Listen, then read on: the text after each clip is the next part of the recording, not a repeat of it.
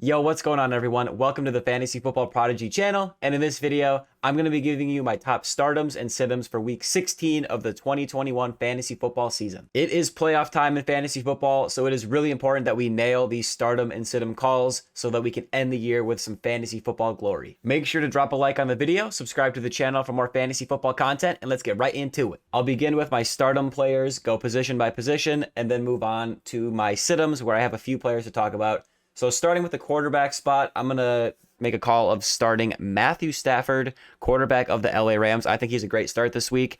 If you look at his season as a whole, he's been really, really good for fantasy. Obviously, he's had a few down games here and there. Before his bye week, he had a couple of bad games.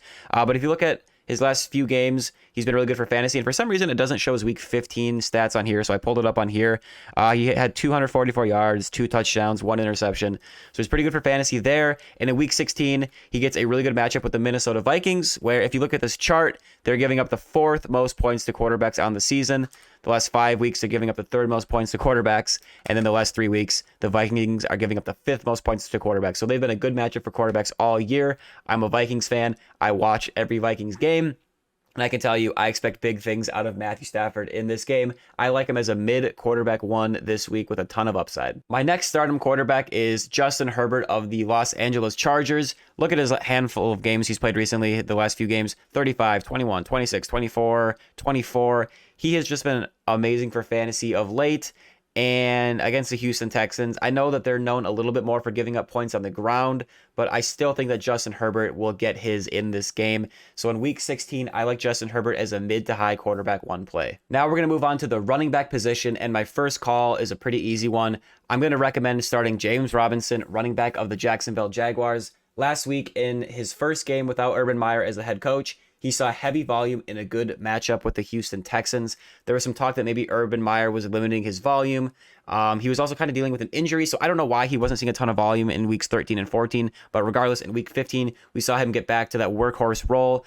He saw also Carlos Hyde was out for that game, so maybe that was also a factor. But either way, he saw 18 carries, got in the end zone. He also saw 6 targets, caught 3 of them. He finished with 16.3 points in half PPR.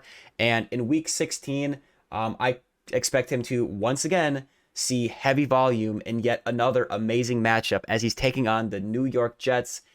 Just taking a look at what the Jets are allowing to running backs in fantasy, they're giving up the most points on the season to running backs, the 5th most points to running backs over the last 5 weeks, and over the last 3 weeks, they're giving up the 2nd most points to running backs in fantasy. So it's a smash matchup, and he is a must-start running back 1 this week against the New York Jets. Next up, we have Cordarrelle Patterson of the Atlanta Falcons. I'm making him a stardom this week. I thought he was important to bring up in this video because he's coming off of a bad game in week 15, but I do expect a bounce-back game in week 16, and I do like him as a really, really strong start against the Detroit Lions. He's been awesome for fantasy over the course of the season. I mean, just look at what he's done for fantasy. He's been so consistent, and he also offers huge upside each and every week.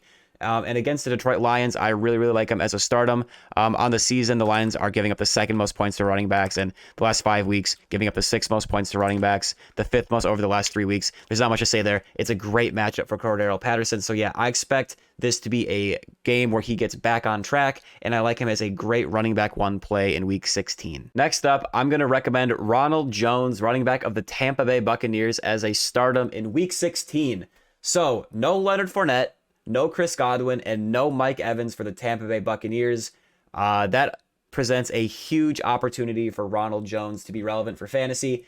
We have seen him be good for fantasy in previous seasons, but this year, Leonard Fournette really took over the backfield as that lead running back, leaving not a lot of volume for Ronald Jones. Now, with Leonard Fournette out, he will be the lead running back in this game, as long as he doesn't fumble, because you know, if Ronald Jones does fumble, he might get in Bruce Arians' doghouse, but hopefully that doesn't happen. And even if he does fumble, I'm not sure where they would really go in the backfield with Fournette out, so maybe Ronald Jones would still continue to be in the game.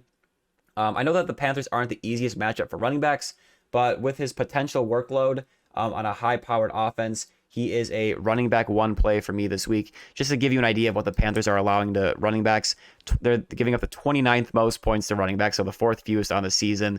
The last 5 weeks, kind of in the middle of the pack. Last 3 weeks, they've been a little bit tougher. So it's not the greatest matchup, but still, like I said, he should see a ton of volume in this one. I think the Buccaneers will bounce back. And just with all the injuries in Tampa Bay, I think that it's enough where Ronald Jones will need to be involved, but it's not enough where the offense will completely just not be able to move the ball at all. Because remember, the Tampa Bay Buccaneers are also getting Antonio Brown back this week. Brashad Perriman will be active this game, last I heard. So they do have a little bit of help coming back in this game. I know last week against the Saints, they were kind of shut down. Not kind of. They literally scored 0 points. But yeah, long story short, I like Ronald Jones as a running back one play against the Carolina Panthers in Week 16. Next up, David Montgomery of the Chicago Bears is another stardom running back for me in Week 16. He's had a lot of good but not great games for fantasy lately, but he is always one of those guys that's in play just simply due to his talent and the volume that he receives in the Chicago Bears offense. If you look at his recent production, he's been solid. He had that one big game against Arizona, but other than that, it's been pretty, good but not great, like I said, right?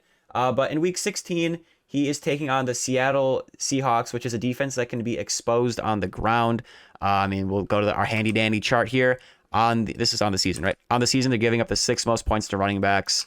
They're giving up the 10th most points to running backs over the last 5 weeks, and over the last 3 weeks, they're still in the middle of the pack. But things will change when you're looking at a shorter sample size like that. If you just look at them like over the last 5 weeks, it's a good matchup. On the course of the season, it's a good matchup, and I do like David Montgomery a lot in this game. For me, he is a safe running back one play, and he hasn't been getting in the end zone a lot this season. So especially lately, one touchdown lately, yeah. Since he came back from injury, he scored 1 touchdown, it looks like, on the ground at least. In the air, no touchdowns. So that's been a huge reason why he's been kind of just okay for fantasy. So I like him regardless, just because of his volume and the yardage he should see. But if he does get in the end zone, he could have a lot of upside in Week 16 and win some people leagues just like he did last year. And the final running back I'm going to bring up is Justin Jackson of the Chargers. So Austin Eckler right now is on the COVID list, and he's also dealing with an injury. So we're not really sure as of this recording if he's going to play. But if Austin Eckler does not play, Justin Jackson should step into that lead running back role, making him a high running back 2, low running back 1 in a smash matchup against the Houston Texans. On the season, they're giving up the 3rd most points to running backs in all of fantasy football. They're giving up the 4th most points to running backs over the last 5 weeks and the most points to running backs over the last 3 weeks. So obviously, it's a great matchup. And obviously, if Austin Eckler is active, I like Austin Eckler. But if he's out, Justin Jackson becomes, like I said, a high running back 2, low running back 1 play. And even if Austin Eckler does play, unless there's a report that comes out that says Eckler will see his usual workload and Justin Jackson won't see a ton of volume, I still do think you can kind of use Justin Jackson as a flex play. Last week, even with Austin Eckler playing, he saw 13 carries on the ground. He had a reception. He was double-digit points in half PPR. And that was against the Chiefs, which is a tougher matchup than the Houston Texans. So even if it's a similar situation with Eckler healthy, or active, I should say, not necessarily healthy, I still think Justin Jackson could have a role. And in that case, I would like him as a sort of low running back 2, high running back 3 play. But just monitor the news. But yeah, if Eckler is out, Justin Jackson becomes a smash play. Now we're going to move on to my stardom wide receivers, and I have 2 players to talk about. The first one is Antonio Brown of the Tampa Bay Buccaneers. With Leonard Fournette, Chris Godwin, and Mike Evans out, there is no better time for Antonio Brown to make his return. The Tampa Bay Buccaneers will need him in this game, and Antonio Brown was really good for fantasy before he missed a bunch of games with an injury / a suspension. So for me, he is a low running back 1 play. In Week 16, he's taking on the Carolina Panthers. If you look at them on the season, they're kind of in the middle of the pack for points given up to wide receivers. Over the last 5 weeks, though, they're giving up the 4th most points to wide receivers. Over the last 3 weeks, same thing, 4th most points to wide receivers. So you combine that with the opportunity that he could see with the other 2 top wide receiver options out, as well as with Leonard Fournette out. And just look at his production earlier in the season, even with those guys healthy. He was really, really good for fantasy. So yeah, for me, like I said, he is a low wide receiver 1 play in Week 16 against the Carolina Panthers. My next and final wide receiver stardom is Russell Gage of the Atlanta Falcons. He has been really good for fantasy lately. And with Calvin Ridley still away from the team, he should continue to be their top wide receiver option. Obviously, they also have Kyle Pitts, who is technically a tight end, but he's more of a wide receiver. So he's another option that they have in the passing game. Cordarrelle Patterson at running back. But just with Russell Gage's recent production, his role in the offense, and his matchup with Detroit, he is a high wide receiver 3 play. I will say Detroit has been a team that's more so giving up points on the ground, but they can still be exposed in the secondary if a team decides to throw on them. So, yeah, I like him as a high wide receiver 3 play in week 16 against the Detroit Lions. Now I'm going to move on to the tight end position where I have one stardom. And listen, I'm trying to give you guys, obviously I'm not going to recommend these top, tight end plays. I kind of want to give you guys some waiver wire lower end options, because obviously, if you have Mark Andrews, I don't need to tell you, start Mark Andrews, right? So I'm going to give you a guy a little more under the radar, and that's going to be Kmet, tight end of the Chicago Bears. It's not a flashy play, but like it or not, he has been pretty solid for fantasy, at least in terms of tight ends who you could maybe even still get off the waiver wire. I like him as a solid pivot option for Travis Kelce managers if Travis Kelce does miss his game for the Chiefs. And in general, I do like him as a nice high tight end 2 play. First of all, if you look at his production, he's had 2 games in the last 4 where he's been in double digits, 9 targets last week. That's really nice to see. And in week 16, he's taking on the Seattle Seahawks, who, if you look at them on the season, they're giving up the 6th most points to tight ends on the year, the most over the last 5 weeks, and the 3rd most over the last 3 weeks. So it's actually a good matchup for tight ends. So again, it's not a flashy play. It's not this, Travis Kelce, George Kittle, Mark Andrews type of play, but I do like him in a good matchup with his recent involvement as a high tight end too. Next, I'm going to move on to my sit-ems, and I actually only have a couple running backs I want to talk about this week in this category. The first one is Chuba Hubbard of the Carolina Panthers. Even with Christian McCaffrey ruled out for the season a few weeks ago, Chuba Hubbard has not been the one and only top dog running back in Carolina, as many were hoping and expecting. Another running back by the name of Amir Abdullah has actually been pretty involved. Just to kind of show you guys what I mean by that, just take a look recently.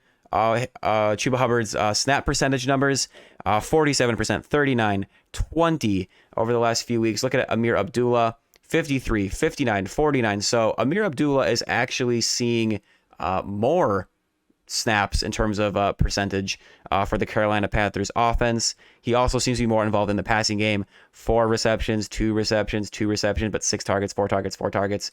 Look at Chuba Hubbard in terms of receiving work, really not much. 1, 0, 1 target, 0, 0, 1 reception. So all this is to just say that Chuba Hubbard is not just this do-it-all workhorse running back, right? He is not the new Christian McCaffrey where he's getting all of the volume. He's splitting it with Amir Abdullah, and in fact, Amir Abdullah is actually seeing more snaps and more passing game involvement, which in half PPR, which is the scoring that I go off of, those receptions are very, very valuable. When you combine that with the fact that he's also taking on the Tampa Bay Buccaneers, who are a brutal defense, I really don't like Chuba Hubbard as a good start this week against them. They're giving up the fewest points to running backs on the season, the 3rd fewest over the last 5 weeks, and the 4th fewest points over the last 3 weeks. So it's a horrible matchup. He's not seeing a ton of volume. So for me, he's nothing more than a running back 4 in week 16. Another running back play that I really am not into in week 16 is Myles Gaskin. Now, this is the playoff time, so you want to put guys in your lineup who you can expect good production out of. You don't want to put these risky plays out there who might give you, a single-digit performance, maybe even a goose. And Myles Gaskin, for me, is a very risky play in week 16. With Duke Johnson leading the backfield in both volume and production last week, we just don't know how the touches will be distributed in the Miami backfield. Last week, Gaskin saw 10 carries on the ground, no targets, no receptions. If we look at Duke Johnson last week, who just recently joined the team, he saw 22 carries on the ground. It was really productive. Granted, it was against the Jets, so everyone's going to be productive against them for the most part. He also saw 1 target, 1 catch. Long story short, we just don't know what the workload is going to be. We don't know how it's going to be distributed. And when you combine that with the fact that they're taking on the New Orleans Saints, I don't think the Dolphins are really going to be able to run on the Saints in this one.